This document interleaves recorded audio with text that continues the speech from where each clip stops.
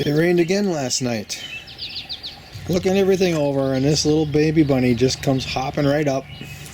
Oh, probably having the time of its life figuring out the maze of my backyard.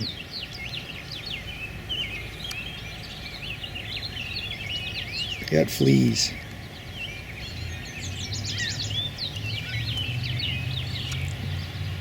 You're taking a risk coming right up to me. How do you know I'm not going to make Hassenpfeffer out of you? Ooh, that grass is good, huh?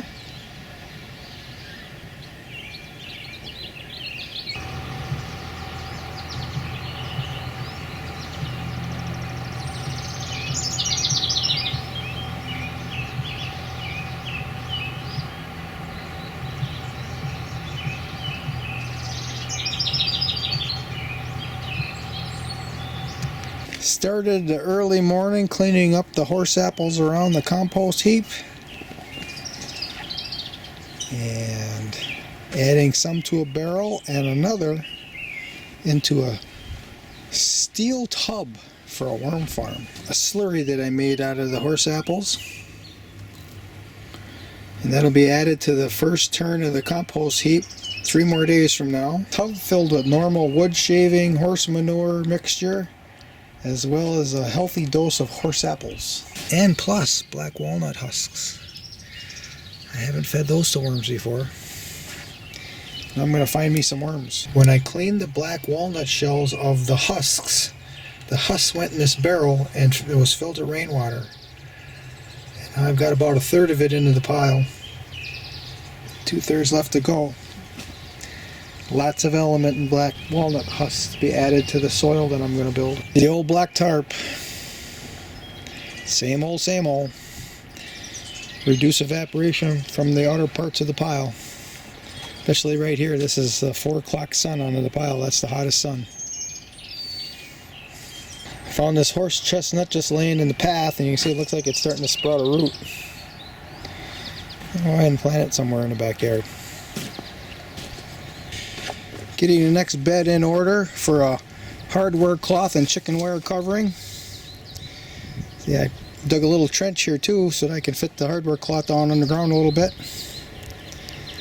Not saying I'm going to keep out everything, but it'll slow them down. Give me a chance to react to anything digging there. It's breakfast time. We have stinging nettles, dandelion, asparagus, grandma's onions, fresh new skirret shoots. Oh, they're delectable. An older skirret leaves and some herb. I don't know, whatever it is. Another fiddlehead too. Can't forget about that.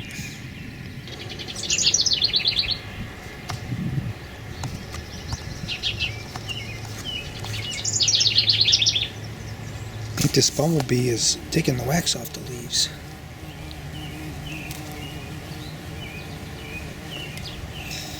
That's pretty cool. Compost pile liftoff.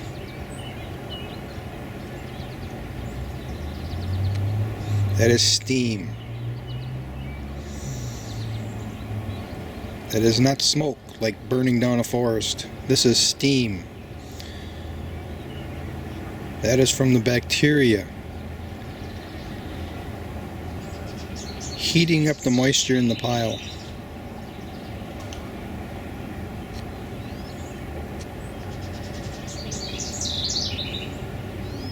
Under this cover, I buried primarily comfrey and a few other wild plants.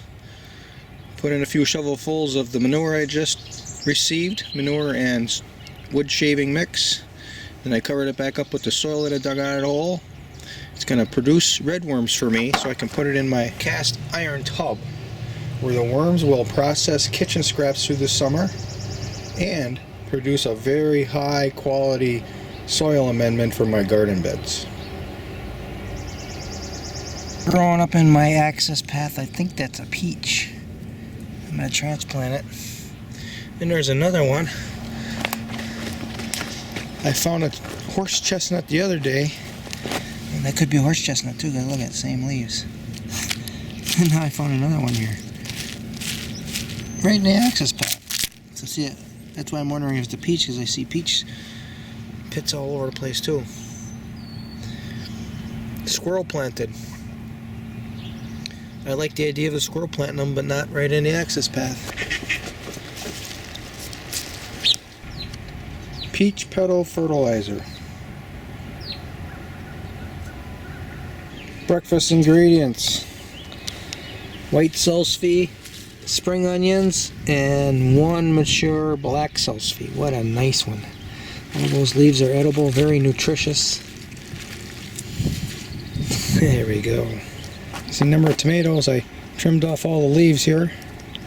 I got the longest trunks because I bury them right up to the leaves. These are jalapeno peppers.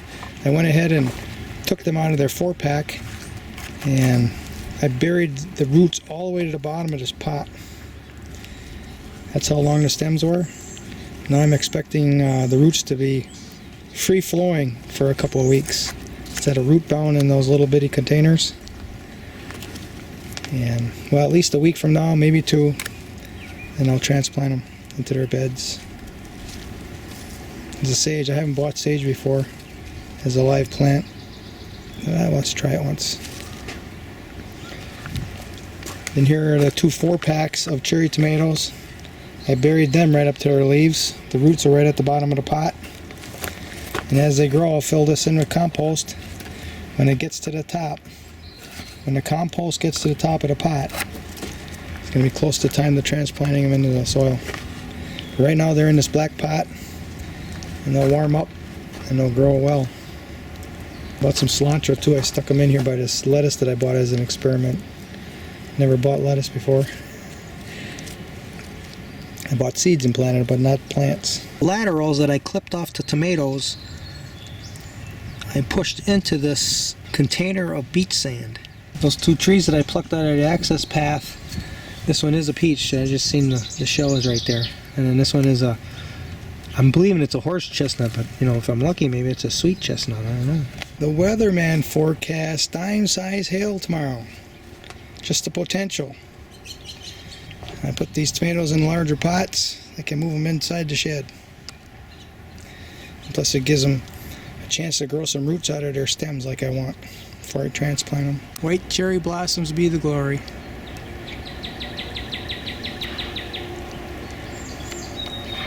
Hopefully George Washington doesn't show up.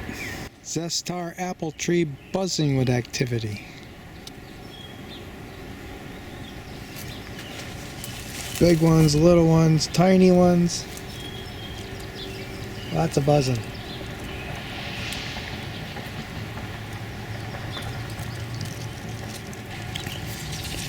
Edible black currant blossoms.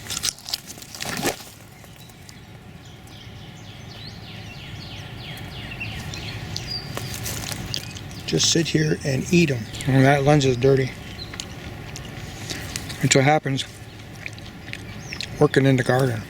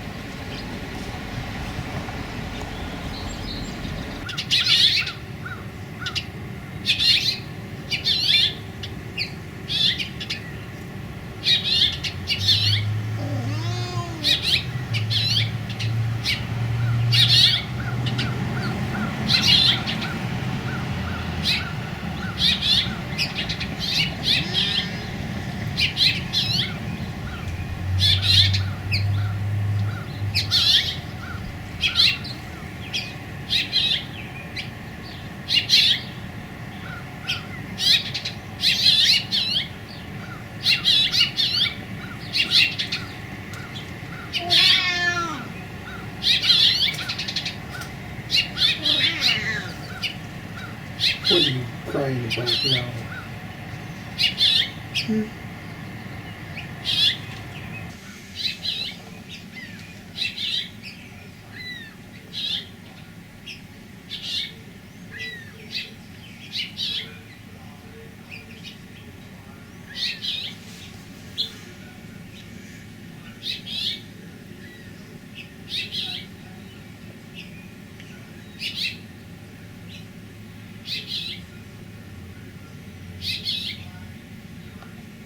Last year at this time, water was a problem, or the lack thereof. This year, the barrel just keeps filling. Individualized garden bed protection devices. Keep the vermin at bay. Plus hail protection.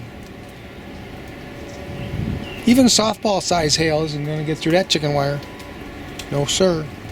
No ma'am. Or is it no ma'am, no sir? Began the process of transplanting mayaples onto the floor of the prototype food forest. And ramps.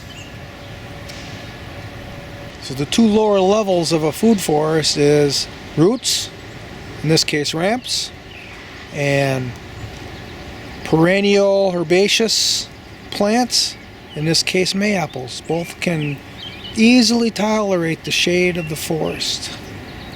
I also found after a few years of naturalizing, the garlic also survives the shade fairly decently. That's what that is right there. Garlic that hasn't been harvested for a couple of years, it clumps. And there is a fairly old ramp right there. Bulbed and bulbed again and bulbed again. Very healthy looking. And there's rhubarb.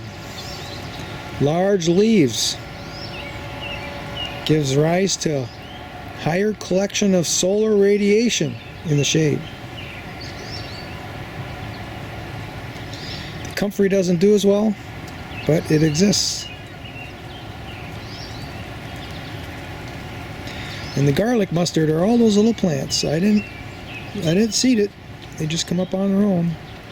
It's inedible. But at some point I'll go in there, I'll do a weeding. I don't want it to take over. It does have an allelopathic compound to it that slows down the growth of other plants. Maybe I should leave it go around that ramp, see what it does to ramps.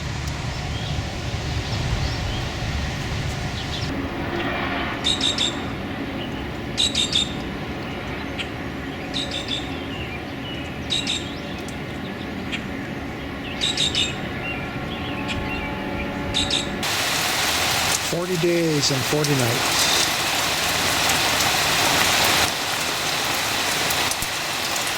Four and a half days since I built this aerobic compost heap, and if I don't turn it soon, it will become an anaerobic compost heap. I don't have the drive like I did in the past. I want to see what's in that pile, see what happened to it. Because I pretty much know. So now compost building is more of a chore now than it is a discovery. Suppose I should keep doing it every year anyway because it enhances the property.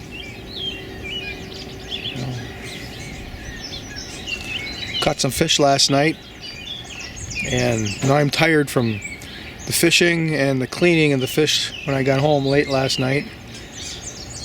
Maybe that's contributing to my blasé attitude. Blah, blah, blah. They look very healthy. Those lettuces are standing up nice now too. And the cilantro, collard greens. I could probably take a few leaves today even. It's not about getting big, huge handfuls of one thing. It's about, and seriously, it's about getting big, huge handfuls of all types of things. That's what I think is good health. Chicken wire on the beds is much more durable than the normal netting that people are using to protect their crops. Plus, there's an element of hail protection here. I've been through 2 hailstorms on this property over the years that we've lived here, and one year particularly it destroyed all the crops except for those that were near the fences. The sun intensity is lessened with this system as well, and since I have the supports, if I had to, I could put shade cloth over the top. I barely cracked the pile and already there's tremendous heat. Somebody told me this was a special bacteria. It's a very good sign for breaking this all apart. This is the slurry that I made out of the horse apples I had rolled off the pile. And here we have the black walnut husks. And I also had fish heads and fish skins and mixed in with them. And I've already placed a dead woodchuck, but I didn't want to make a video of that. Oh, here's a fish head right here that fell off. To get that up in the top of that. The entire lower circumference of the pile has now been turned to produce the new pile, along with black walnut husks and the manure slurry. I think it's well inoculated. And now I'm adding the fish that we caught last night. We have the entrails, we have the belly fat, we have the tail, we have the bones, the backbone. The rib bones are in here. Bones have a special phosphate, not found anywhere else other than in fish bones. Good for plants. But this was all the cooler material that was on the lower bottom, and with all the ingredients here, that'll fire this right back up, as per my past experiences. And ever so slowly, the pile is turned over, outside to inside. You can see here, this is kind of a contrast. The dark appearance on the outside is actually black walnut husk water. That's the water that fermented all the husks that I'm adding to the pile.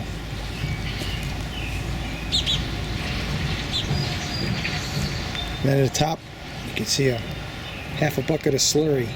Manure, horse manure slurry, from gathering up all the horse apples that roll off the pile and saturating them with water. Here you can see the pile cut in half with the layers of horse manure and sawdust and black walnut husks that I built this pile with. See the black line? Just layer after layer. This pile's hot. So I'm going to go one more time here with just black walnut husks to heat it up, and then I'll start adding lots of greens.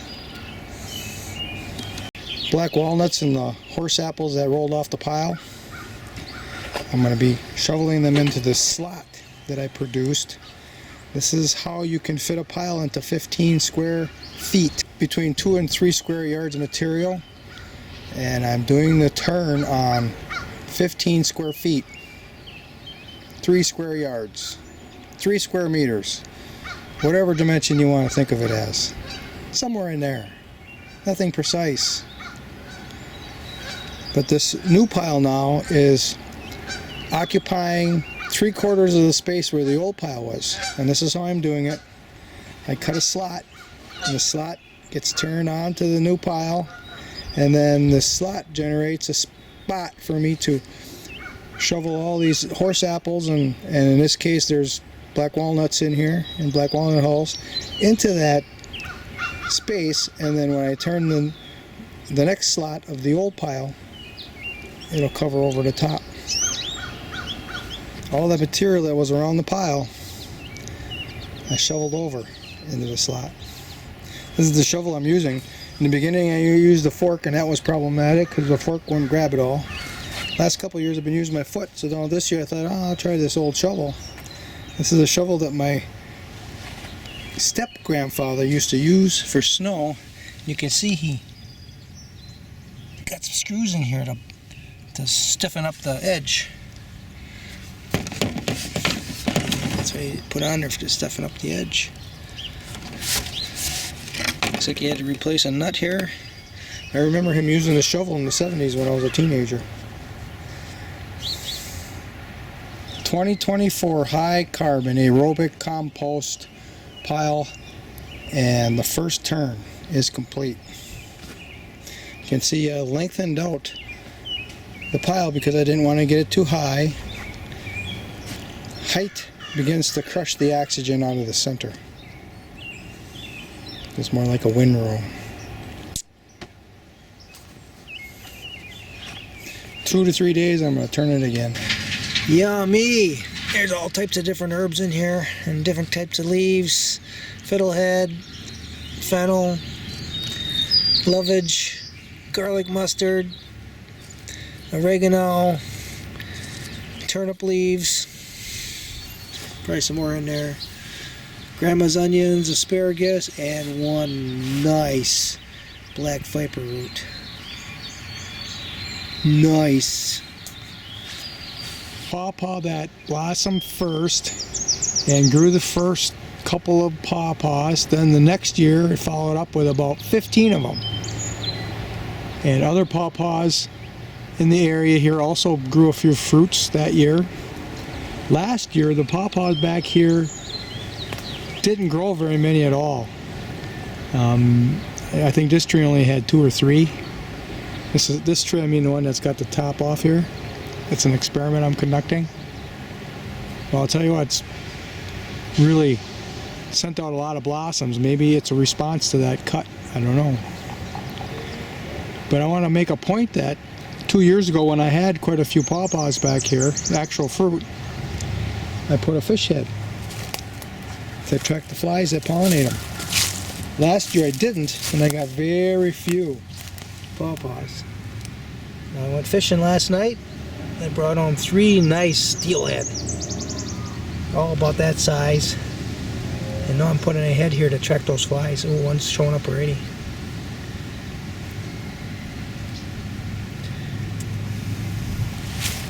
If you sniff a pawpaw blossom, it's supposed to smell pretty bad. Let me see here once.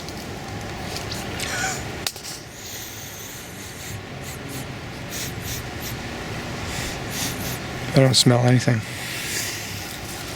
Maybe that's why the flies aren't attracted to this thing. Let's try this one. I don't know, I got fish smell on my fingers. Maybe they're not ready yet. I don't know. But I like it. I like that I went fishing. I like that I caught fish. I like that I ate steelhead for breakfast this morning. And now I like that I'm putting a head underneath a pawpaw tree. A fish head. To attract flies. For the pawpaws. Flies are a positive species on the landscape.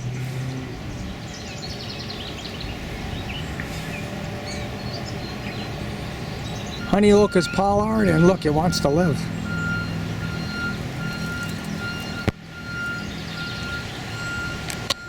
I read or watched a YouTube video or something where one fellow, he didn't like any branches growing down below.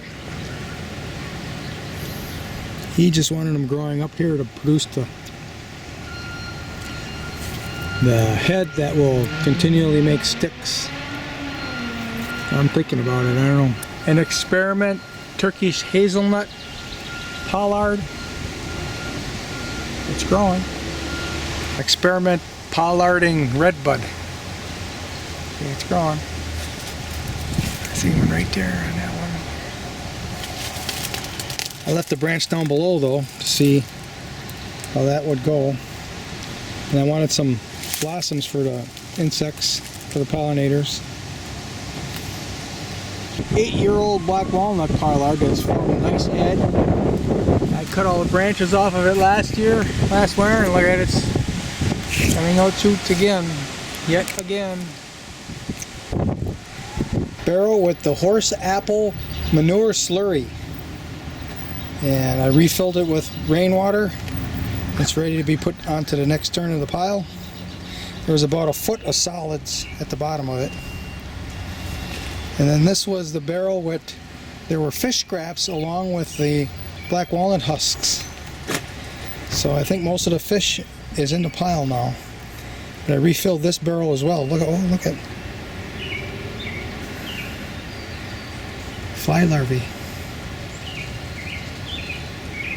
But a couple of reasons why I refill these barrels with rainwater. One is because of accessibility. It's right here next to the pile. That work of carrying the water here is done. And the other reason is I saw mosquitoes flying around in the last couple of days, and I'm sure they laid eggs in these open barrels, the ones without a cover. So I got one empty. The other one has water in it yet. And I'll have to figure out where I'm going to go with it because I want to empty both barrels. The soil in my garden beds is extraordinarily conducive to ants building nests. Boy, they can get to be big nests.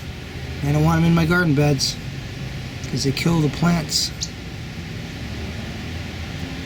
So this is what I do. I have this stick here and I just push down. What I'm hoping to do is get the queen. If I kill the queen, and they aren't coming back. You get them right away. You don't have to fish around too much.